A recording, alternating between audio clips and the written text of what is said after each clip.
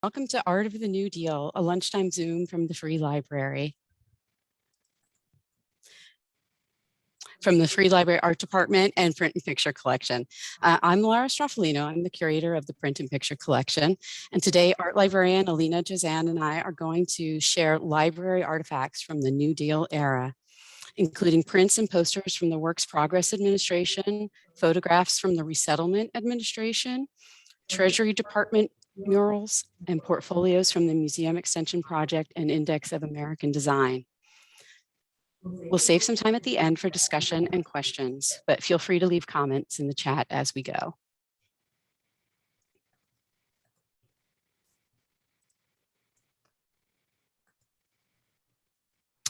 This talk is part of programming for the exhibition For the Greatest Number, The New Deal Revisited, an exhibition featuring artwork from the Print and Picture Collection, but also includes a lot of material from the Government Publications Department and items from all of Parkway Central's other special collections and research departments. Our quick description of the exhibition is: it's been 90 years since the crisis of the Great Depression inspired a new deal of arts programs, infrastructure investment, and worker protections. The art and objects funded by New Deal programs show us how workers shaped the country in the 1930s. But it's not just history. The country is again facing a choice. What do we owe our neighbors, and what does our country owe to us? You can view the exhibition on the third floor of Parkway Central Library, Monday through Friday, 9 a.m. to 5 p.m., and that's on view through February 4th, 2022. And check out our exhibition website at freelibrary.org/greatestnumber. You can find links to the digital collections, blog posts, a Spotify playlist, a podcast from special collections, and book lists. And stay tuned for more events related to the exhibition coming soon.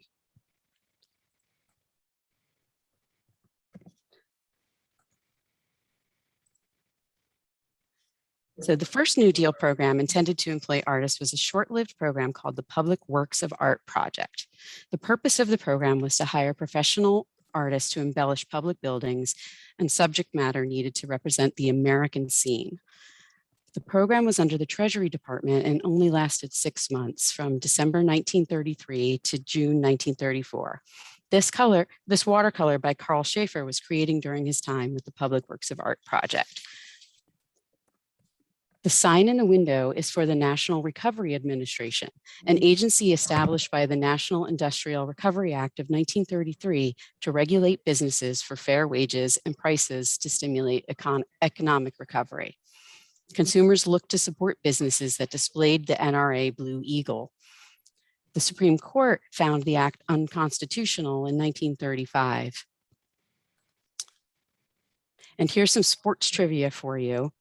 On the day Bert and Frances Bell started the process of getting the Frankfurt Yellow Jackets out of bankruptcy, Bert Bell saw a National Recovery Administration Blue Eagle in a Center City window and decided to name his new NFL team the Philadelphia Eagles.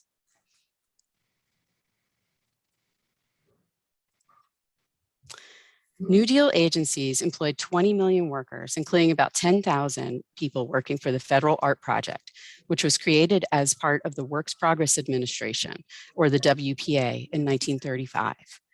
This description of the art, music, theater, and writers programs, which were known as Federal Project Number 1, tries a few approaches to explain why funding the arts was important. On the one hand, writing, music, painting, and the drama have always been recognized as vital aspects of civilized life. And on the other, artists only make up less than 1% of relief role workers, and these people have neither the requisite skills nor the physical stamina to engage in construction. The Philadelphia Fine Print Workshop opened in April 1937 and was located at 311 South Broad Street. A poster workshop was located on a different floor of the same building. 90% of the employees in the workshops were on needs-based relief. Between 1937 and 1943, the artists in the workshops produced hundreds of prints and posters. When the WPA ended, the Print and Picture Collection received a large collection of over 1,300 prints, drawings, and posters from the print and poster workshops. One of the artists who is most represented in our WPA collection is printmaker Dox Thrash. Dox Thrash was an innovative artist and printmaker who gained recognition for his realistic depictions of Black life. Thrash was born in Georgia in 1893 and traveled around before settling in Chicago in 1911. He attended the Art Institute of Chicago at night for 4 years before joining the U.S. Army during World War I. After the war, Dox Thrash used his veteran benefits to continue his studies at the Art Institute of Chicago full-time, finishing in 1923. He traveled around some more before settling in Philadelphia in the late 1920s. After arriving in Philadelphia, he found work as a commercial artist, designing posters, business advertisements, and running a sign painting business in North Philadelphia. He soon realized that in all his studies at the Art Institute of Chicago, he hadn't learned the art of printmaking. He went on to develop his printmaking skills under Earl Horder at the Graphic Sketch Club, now the Fleischer Art Memorial. In 1937, Thrash joined the Federal Art Project and started working with the Philadelphia Fine Print Workshop. The Philadelphia Workshop focused on creativity and technical experimentation. While working at the Fine Print Workshop, Dox Thrash and colleagues Michael Gallagher and Hugh Mesabov invented a new printmaking technique, the carborundum mezzotint. Carborundum is a brand name for abrasive gritty silica crystals that printmakers use to prepare lithographic stones. In a carborundum mezzotint, the carborundum is used to roughen the entire surface of a copper plate for etching. The image is created by using burnishers and scrapers to remove some of the roughness from the plate. When inked, a plate prepared like this will produce a broad range of velvety tones ranging from pale gray to deep black. The carborundum mezzotint leads to a richly inked and velvety image used to great effects for Black portraiture by the Black printmakers in the Philadelphia Fine Print Workshop, like Dox Thrash and Raymond Steth. The printmakers in the Philadelphia Workshop also started experimenting with color carborundum prints. The smaller image of Dox Thrash and Claude Clark shows Clark on the right, burnishing the plate for Jump and Jive. In January 1938, an exhibition of work by WPA artists opened at the Philadelphia Museum of Art and included the first carborundum prints publicly exhibited. These 3 prints by Dox Thrash, Michael Gallagher, and Hugh Mesabov. Soon, the Philadelphia Fine Print Workshop received recognition for developing this new printmaking process. This highlight from a pamphlet touting the accomplishments of the Federal Art Project in Pennsylvania notes proudly that requests for information on this new process have come from as far away as Honolulu. And here's the cover of that pamphlet, and you can see that the title of our exhibition comes from the ribbon in the eagle's beak. The entire pamphlet is scanned and included in the exhibition's digital collection, so you can read more about the activities of the different divisions of the Pennsylvania Federal Art Project. When you think of New Deal art, you often think of social realism, like Michael Gallagher's Doomed, exposing rural poverty, or Bessie Rigrodsky's Idle Factories, or these subterranean urban scenes by Gerardo Belfiore or Louise Welsh.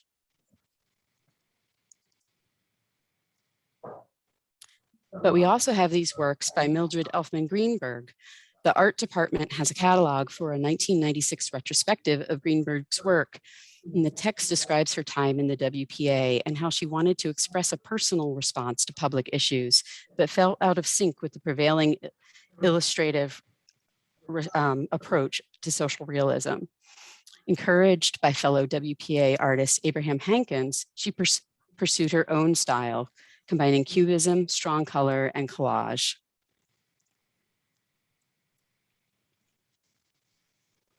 Posters in the Philadelphia Poster Workshop were created to communicate messages, such as promoting safe workplaces and advertising community amenities like libraries and zoos.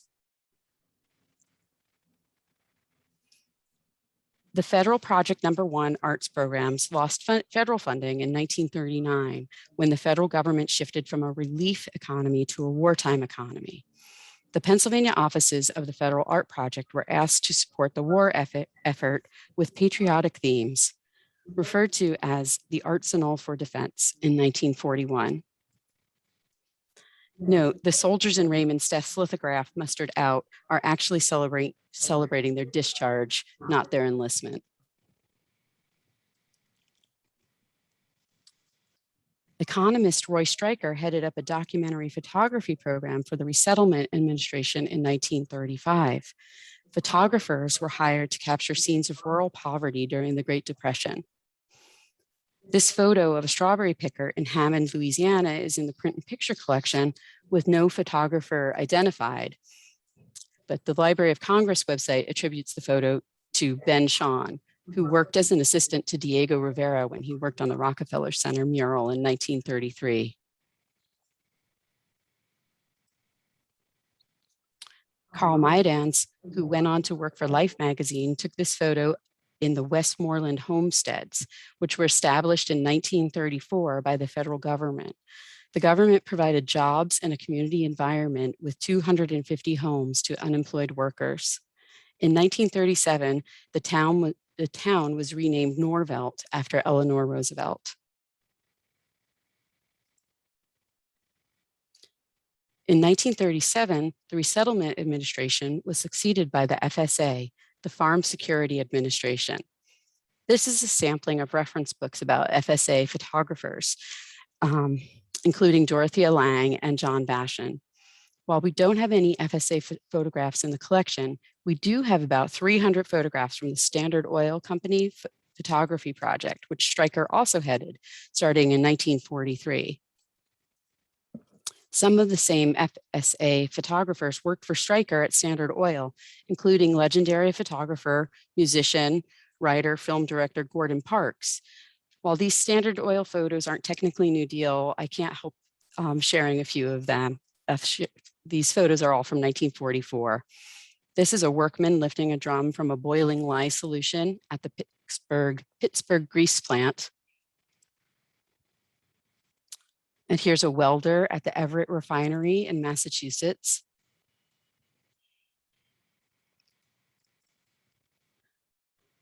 And this portrait by Gordon Parks of a workman in the packaging department in the Pittsburgh grease plant.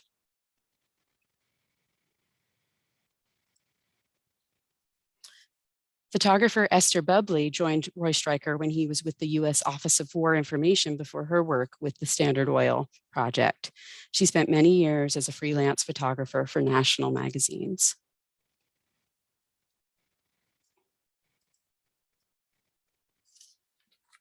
Now back to New Deal photos. This photo in our collection was attributed to the Pennsylvania Art Project of the WPA.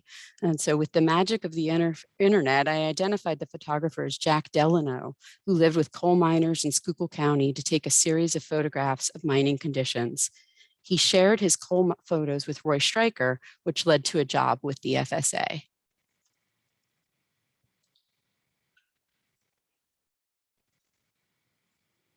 The section of painting and sculpture, later known as the section of fine arts, was administered by the U.S. Department of the Treasury between 1934 and 1943. The section is known for commissioning artists to make murals for post offices and other public buildings. After the Social Security Act was signed into law in 1935, planning for a new building for the Social Security Board began.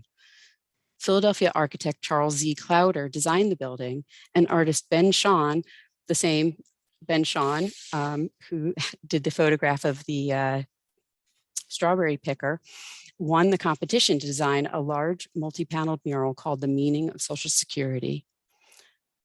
Shawn used the 3 panels of the east wall to illustrate the issues that Social Security was intended to address. The central panel shows unemployment with men endlessly waiting and a man and boy walking wearily on railroad tracks. The other 2 east wall panels show child labor, including an injured boy and a homeless child sleeping on the street, and the infirmities of old age. In 1947, employees in the building complained that the images on the east wall looked pathetic and wanted them replaced with something more cheerful. Instead, the east wall murals were covered with heavy curtains into the 1970s. The west wall, which is broken up by 3 doors, is a bit more cheerful and represents the accomplishments of Social Security. It includes uplifting scenes of workers, building houses and infrastructure, and people enjoying life, like these athletes. The competition for the murals was announced in March 1940, and 373 artists submitted proposals. Here's a photo from the National Archives of Mark Rothko's entry, number 275. Rothko used the life of Benjamin Franklin as his subject for the murals. Unfortunately, we don't have a list of all of the artists who submitted proposals because we have a mystery that we would like to solve. The print and picture collection has these 2 very large boards for competition entry number 369. The boards are a little more than 5 feet wide and 1 foot high. We have no idea who the artist of entry number 369 is.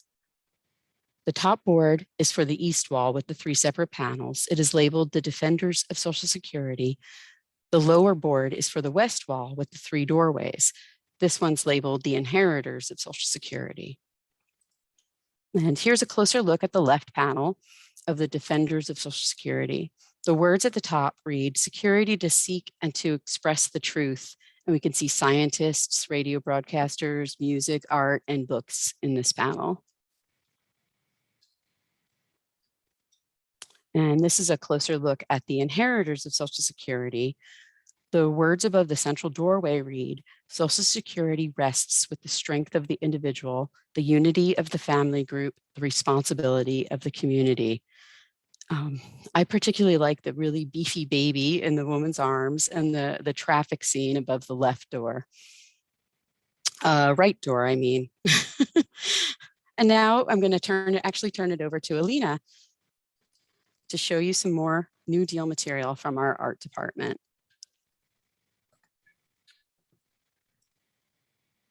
Thanks, Laura.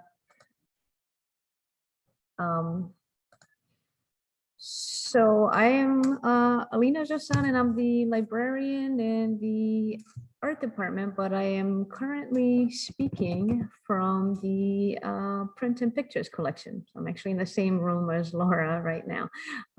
But just to give you a sense of what the art department looks like, let me share my screen.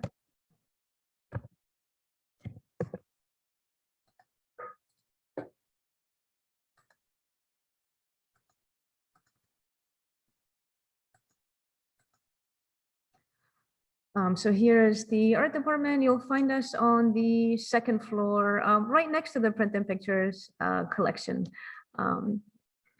Whereas the print and pictures collection, where you'll find Laura, and that collection, some of the collection highlights you just saw, is accessible by appointment. You can always walk into the art and literature department in Pepper Hall on the 2nd floor of the library whenever the building is open. So we primarily have materials, books, journals, and some other things like an archival material collection for people researching art subjects. But we also have some special things related to the art of the New Deal project. So even though this is a place that you'll be able to come and do research on using secondary materials on much of what Laura has talked about, you can also request to see some artifacts of some of these programs. So I'm going to show you some of those artifacts. I think I need to actually take my headphones off for this. Can you still hear me okay? Okay. All right, so first of all, I wanted to start with the I'm gonna stop sharing my screen for a second, and I'll do this. Okay.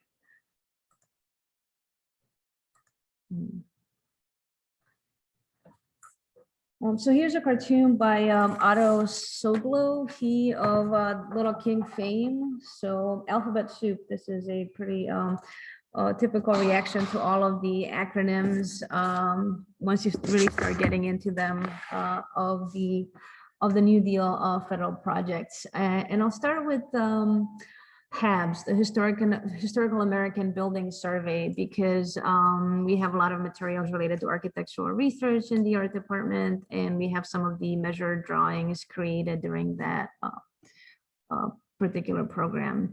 The precursor to the Historic Americans Building Survey in Philadelphia was the Old Philadelphia Survey. So that was something that the American Institute of Architects and the National Park Service collaborated on at the start of the 1930s. And you can see those measured drawings in the Prints and Pictures collection, and also just some reproductions of them in the art department.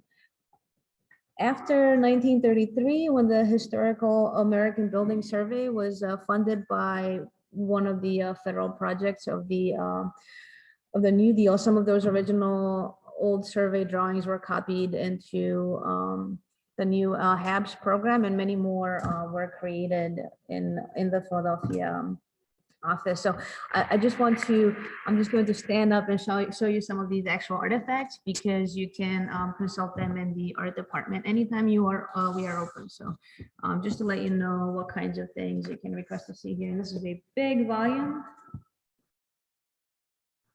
Just want to make sure that I'm, there we go. Okay, so this is one of 8 volumes of measured drawings of historic Philadelphia structures created by the Historic American Building Survey. So this is volume 6 of Philadelphia. And let's see, I've grabbed Vernon in Germantown, Philadelphia. So you can see on the title block, there's information related to the person who created the measured drawing, and information about the project. So this is just a very tiny sample of a pretty large collection. And there's a lot of secondary information about about HABS here, and you can also access lots of those online. But if you'd like to see blueprints in their original and the measured drawings in their original size, this is a pretty great collection to consult. So that's all I'm going to say about HABS. But if you have questions, please type them in the chat, and we'll get to them in our second portion of the talk. The thing that I'm probably going to spend the most time talking about is the Index of American Design. So I have a few slides to kind of get a better sense of what that is. Yeah. So here we are looking at the art department again. And the Index of American Design was also funded by a federal project, and it employed hundreds of artists around the country. I had a Philadelphia office. The supervisor of the project in Pennsylvania was Frances Lichten. Her life partner, Catherine Millhouse, was actually involved with the poster project of another New Deal WPA program here in Philadelphia. Artists were trained with a manual, and this is a quick selection from that manual. So you can see the kinds of instruction that they were given. This is just it's typical of they were meant to be guidelines, not necessarily to be followed to the letter. And I could give you a sense of what the end results look like. Artists traveled to different collections in the country, private and public collections, and created watercolors of artifacts representing a really wide variety of American folk art. So this was an attempt to catalog different examples of American folk art, from textiles, ceramics, metal objects, and so forth. So it was a project that was that employed artists, as many other New Deal projects did, but also attempted to catalog and codify what essential American folk arts might mean. And so some of this project definitely had the creation of a national identity through visual arts at its core. They were meant to be consulted by other artists as watercolors. So these watercolor plates were meant to be placed on deposit in a federal institution and then consulted by artists. So here's one artist working from an actual textile, a jacquard weaving. And this is what resulting watercolor might have looked like. And here's another example of an artist working from a model, which in this case is a ceramic jug. So the actual watercolors are now held, there's more than 18,000 of them. The project lasted for 6 years, from 1935 to 1942. And after moving to a couple of different locations, they ended in the National Portrait Gallery, where they have all been digitized. So they are in the public domain. So I encourage you all to go browse this site. It's this amazing collection is all there to be seen. So here is an example of the same artifact that's painted by 3 different artists. The one on the right is actually the one that's most frequently reproduced of this particular artifact. And it's actually by Edward L. Loper, a Delaware artist that is getting some undue, overdue recognition lately. He's part of an exhibit right now at the Delaware Museum of Art called The Vision of Percy Ricks. Anyway, so I was very excited to see Loper's name among the artists here. So one of the end results of this project was this research collection, a stack of watercolors that could be exhibited and then consulted by anybody who wished to get ideas from these essential examples of American design. But another desired result was to publish them, because exhibitions could only be seen by so many people, and only so many people would be able to travel to this repository to see the actual plates. So the project actually kind of floundered when funding was cut at the start of World War II. The projected idea to have a really accessible book kind of died, and many years later something was published that reproduced a very small selection of these watercolors. So this is the Index of American Design, and let me stop sharing so I can hold this up. So this is what the book looks like. It was published in 1950. The watercolors are indistinguishable from photographs. Which was definitely not the desired intent. Over and over, here are black and white reproductions of these watercolors that look exactly like photographs. And this is really due to printing technology that didn't make it possible for the watercolors to be reproduced in a way that really highlighted why they were made in that medium in the first place. The choice of medium was defended over and over by the managers of the project. Many people said, why not just use photographs? The argument was that an artist rendering in watercolor, much in the same way that a rendering done by, say, a botanical illustrator, shows the object more fully. The artist has to make choices. So if you think again about that toy bank with the dog that we were just looking at. Different artists will see the same object differently. The results will be more useful for more purposes. Here's a different book from 1972. This one was printed by the Beck Engraving Company here in Philadelphia. They printed National Geographics and magazine and other early full color publications. The technology here is actually intaglio. It's multiple engraving blocks, one for each color, which is pretty unusual. Now this is a 1972 book printed in offset lithography, but you can see once again, just as with the other book, the interest is more on the objects themselves rather than the masterful watercolor rendering. So this is the book version of the American Index of Design. Another project that they had planned was to have a number of portfolios like this one for each category of objects. In Pennsylvania, one of the largest offices for this index project in the country, there was a big focus on Pennsylvania German folk art.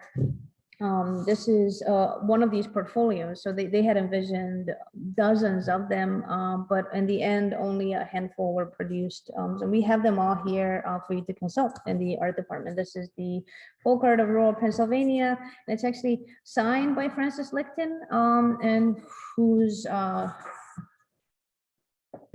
own designs are reproduced in screen prints. So this is what the plates look like. So the intention here was to have plates like this that could be consulted by artists or manufacturers for various purposes. Yeah, these are beautiful. So come see them in person. They're screen printed, so they definitely have a physical presence. Here is another such portfolio. This is the Decorative Arts of Spanish California. So if you were to look at the thousands of artifacts painted in that careful watercolor style by the artists directly from the objects of Spanish folk art, textiles and votive figures and other artifacts, you would be able to see the sources for these images. So these were extracted from those watercolors. So this is supposed to be the end result of that massive 6-year project that employed so many artists. So this is what they had envisioned as a final result. People would be looking at those watercolors and creating these kinds of, distilling them into these kinds of design ideas. Again, these are screen printed plates. So very cool. Here on my growing pile. And I also want to show you a very large item, which is another such printed portfolio. It's a screen printed portfolio of designs of Navajo weavings from the collection of the Santa Fe Anthropology Lab. How did I do this? So I'm going to hold them up sideways. Now remember, these are screen prints. So you would be best experiencing these in person.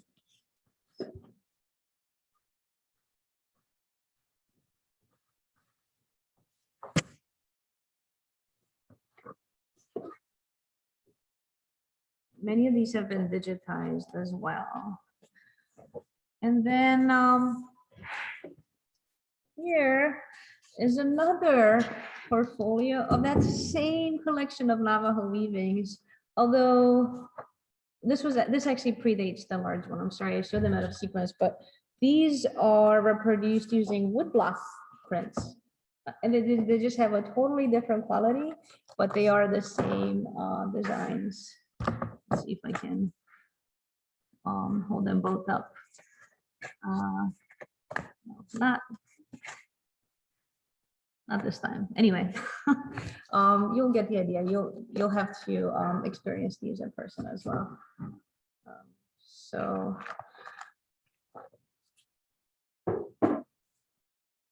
finally, here's a book published not as part of the Index of American Design project, but after, by Frances Lichten, the Pennsylvania project supervisor we keep mentioning. So she's the one who created that screen print portfolio of Pennsylvania German design. Then she continued to use the index watercolors, the watercolors created by artists during the index project, to distill them into these kinds of design books. So this is this is a book called Folk Art Motifs of Pennsylvania. So it's again motifs that she's extracted from these watercolor plates. So some of these come from Fractor, so work on paper from places like this library collection and the Philadelphia Museum of Art collection, the Historical Society of Pennsylvania, etc. But also from private collectors, which is a really big part of the project. So it was important to make these objects accessible to people who may not otherwise have been able to see them because they were in private hands. Okay, so this is sort of outside the scope of what we're talking about. Does anybody have questions about the, I feel like we're getting pretty close to the end of the hour. So maybe we'll save the questions for the Q&A, and I'll just show you one final, some artifacts from one final project. And that's the museum extension project. So the museum extension project, just as with most of these New Deal projects, was meant to employ people, and also it's sort of similarly to the Index of American Design, it was creating educational materials, but strictly for largely for younger students. So they were creating things like costume plates, which is what we have a lot of here in the art department in our costume history collection, but also architectural models, puppets, and you'll see many of these in the great exhibit upstairs for the greatest number. So these are costume plates. They're hand colored. Sometimes they were screen printed or had screen printed designs, and it would be thematic. So this is European folk festival costumes. Here's costumes from famous stories. Costumes for characters and famous stories. Because of the theater project, there was a big emphasis on creating theatrical productions with students and community theater groups. So these are costume plates. So it's just more physical artifacts of the era. There were catalogs by which instructors could order some of these educational materials, in addition to puppets, theatrical materials, costume plates. I've just learned that they also made models of fruit and vegetables that could be, I guess, used for educational purposes. This is called description. This is the Indian costume plates of the Eastern Forest. So this was created by the Pennsylvania offices of this museum extension project. So this is not, in addition to the costumes themselves, there are also really detailed descriptions with information about each particular place. So there are various Native people, specifically of the Eastern Forest area. There's a screen printed section at the bottom here. I've seen two different versions of this particular set. And some have this screen print label at the bottom and some don't. So at some point they revised how they went about them. These are again hand colored and meant to be used in a classroom. They could be distributed freely. I think that's all I'm going to say about the museum extension project. And we can turn it over to questions now. So we're still recording, but if you'd like to ask a question, we'll take a look at the chat now. And if you want to unmute yourself and ask, we can also, we'd love to hear from you. Yeah. Jihan, do you want to ask a question? Sure. Thank you so much, Elena. I really love your all of your. Take a look in the. I wanted to ask to see if you may already sent this. I'm just going to look at the chat really quick and take the questions and comments backwards. For the comment about gloves, if your hands are clean and free of food or residue or an oily lotion, handling of paper artifacts, including rare books, is totally okay. And I speak from someone with a background in book and paper conservation. So something about the, so gloves used to be recommended in rare books, reading rooms, and still are. I wouldn't touch the actual printed surface of something that is screen printed, for example, anything with colors. But your tactile feelings on for turning the edge of the paper is very dulled if you're wearing gloves. So if you're handling a book that has metal parts, like a medieval book with bosses on the cover, you definitely would want to wear gloves, but it's handling with care is really the most important thing. And we have a question for Laura about Ben Shahn and gouache paints in the paintings. Did Ben Shahn use gouache paints in the paintings? His color palettes are soft and lovely. Laura, did you want to take that question? Are we talking about the murals? Or the study that I had probably is a gouache study, but that's not Ben Shahn, that's the unidentified artist.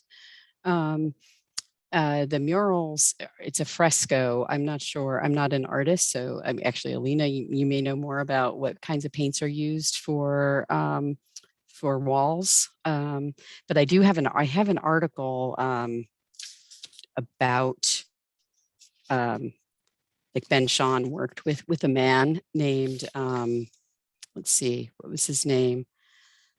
Ormai was his name, John Ormai, and he helped with the mural. And I can find some more out about the process, but I don't think you use gouache on a mural.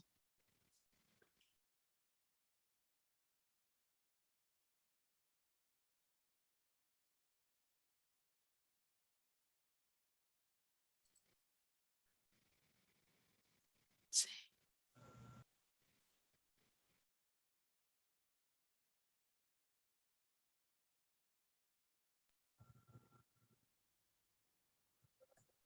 So somebody had a question about the, I think they were asking about the site for the Index of American Design watercolors. So I just shared the link to those.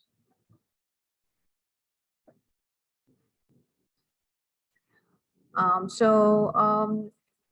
question from Stuart Phillips. What was it about the New Deal? Oh. Sorry, I think I've been talking off microphone.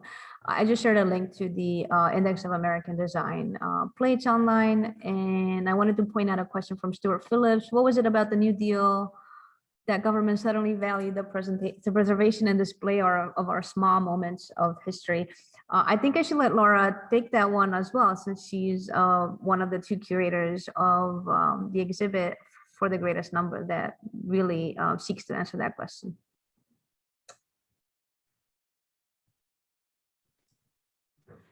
I mean, that's a really good observation. Capturing, I think they were trying to define, what makes the United States of America, the United States of America. And I don't have, a full answer for it, but, there we were in the height of the Great Depression and looking to, get out of it. And they were trying everything. I don't know. What do you think, Alina? Why do you think that the Index of American Design, where they're capturing these, not just history, but objects, these small objects for posterity? So, as you can tell, I've taken a kind of a deep dive in the last week or so into the Index of American Design, and there's a lot of arguments about what it was meant to represent, and on the one hand, the documentary value of preserving the images of these actual artifacts. On the other hand, employing artists. A lot of these projects were make work projects, actually making sure that artists too, who were suddenly unemployed, had a way to make a living was a part of the project itself. That particular project had other ideas about looking for some kind of essential, it had lofty ideas that went beyond documenting the actual artifacts. So you can read about that in the introduction to this book itself. There's actually a really great catalog that the National Portrait Gallery put together the last time they exhibited them in 2002. They can access online as a PDF. I'll share that in the chat, but I'll share that with all participants by email. So we'll share the recording of this event, and I'll make sure to share a link to that catalog that focuses on the Index of American Design. And as well as, we had a great question here about knowing how to access some of these materials that I held up earlier. So I'll have to put together a list and to share with you as well, so you know what to ask for if you need to come in and see everything that I just held up in front of the camera today. There's even the people who were involved in the project itself had mixed feelings at the time and after about this idea of a project of creating a visual national identity. And keep in mind, I mean, this was happening at the end of the 30s, so national identity was linked with all kinds of things. So extreme nationalism was rampant in other parts of the world. So they were definitely thinking about these things, about what they were doing in that sense. So there's not really a strict answer. And I think I veered away from the question a little bit, but I was thinking about the purpose of the Index of American Design broadly. But maybe the question was more about counting on art appreciation among the general public. So I think one answer is that they were trying to create a culture of appreciation among a broader public rather than just counting on it being already there. So that was a big part of the museum extension project, for example. Just education was a big part of it, arts education.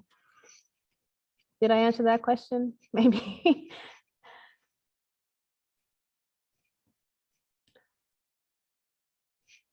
Yeah, we have some really great comments in the chat. Yeah. Let's see if I missed any questions early on. There's a question about print requests.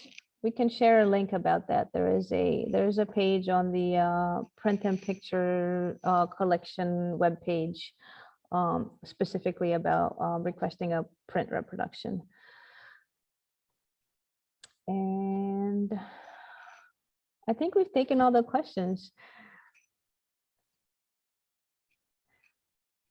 You know, Carol says there was a huge radicalization in the US during the 1930s that is definitely a factor in the push for the government to create jobs and opportunities for people to make them happier with their lot.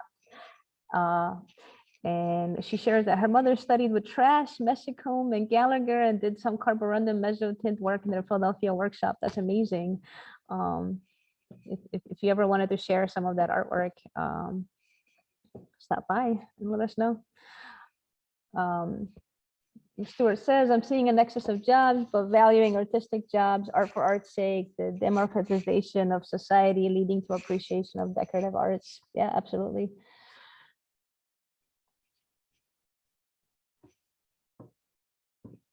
And, oh, okay. Carol says that her mother already has 3 pieces in the print department. Sarah Sterco. Very cool. I'll definitely ask Laura to look at those. That's great. Laura, are those, would we find those in the digital library, or is that something that we have to request to see in person? When we started to scan the WPA collection, and we were doing it alphabetically, so we might not have gotten to S, but I do know her work. It's really great. So that's amazing. One thing I'm always curious about are the artists who only made a few prints in the workshop. Like, maybe they came from the different federal art project departments, and spend a few days in the print collection. I mean, in the fine print workshop. But it's just interesting to see how many artists we have that only made a few prints, or maybe they moved on to something else, or found work in something else, or not. And I'm curious to know, did your mother work for the WPA in other regards, or did she just make the 3 prints in the fine print workshop? I don't know if you're able to answer that in the chat or not. Well, I can say that she has pieces at Library Company of Philadelphia. She has a couple of pieces at the Metropolitan Museum in New York City. And she has the pieces at Free Library. But when she was alive and told me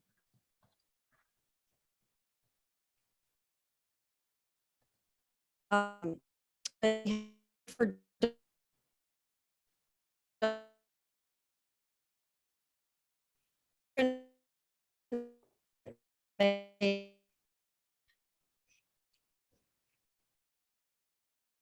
Carol, I think you're breaking up a little bit. I remember if the government, I really don't know.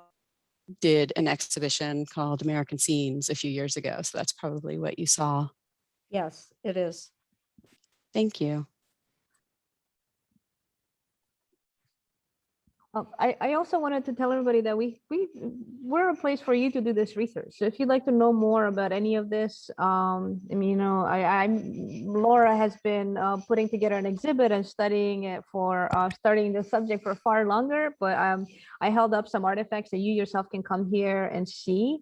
And we're here to assist you with research. So if you'd like to know more about any one of the artists involved with some of these projects, we can help you seek information. We have archival research file collection, a lot of materials, ephemera that has not been published elsewhere, exhibit catalogs, and show cards from artists. We subscribe to Ask Art, an auction record research database. We currently subscribe to 75 periodicals. There are so many resources here to look into.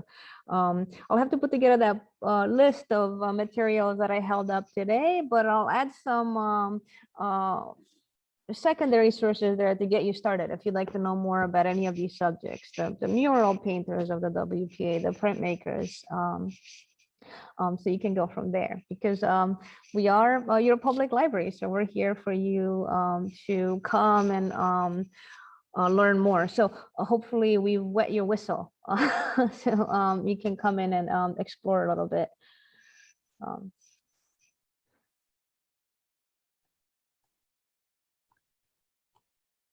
Well, I hope I didn't miss any comments or messages.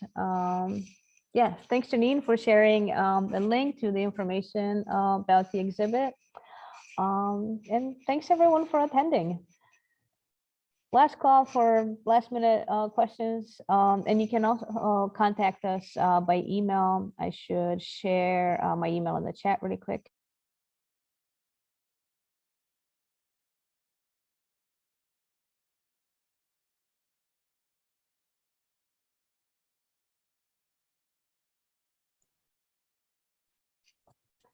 All right, thanks everyone. I'm gonna stop recording now.